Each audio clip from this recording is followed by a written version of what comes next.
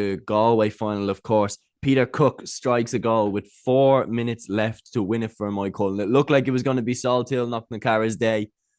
No, Peter Cooke has otherwise. And now Moycullen, yeah, as you mentioned, they were Galway champions in 2020. This time, they're Galway champions again, but they're going to get to go on and play in Connacht. What did you make of this game? 110 it was to Moycullen, 1-9 to Salthill Knocknacarra. Very true to tradition in the Galway Championship. 1 point separates them once again.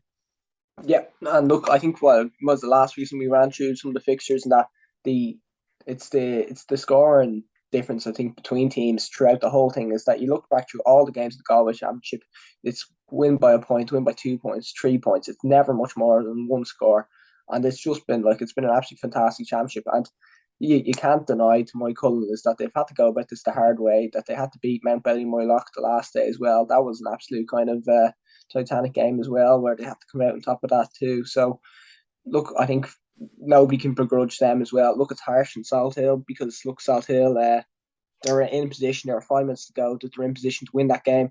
But yeah, look, I think we were talking already about Westport and how strong their kind of spine is as well.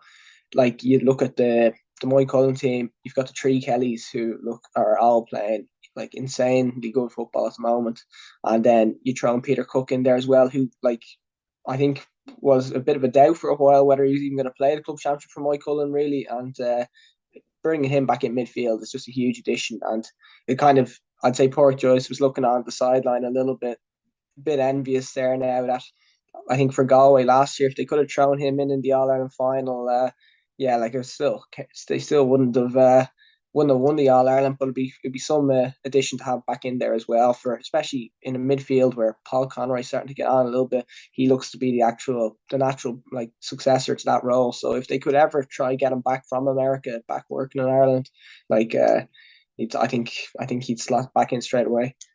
Oh, big time. Peter Cooke would be, but he'd definitely at least walk into a position where he'd be coming off the bench at key stages. Like the fella is an absolute tank.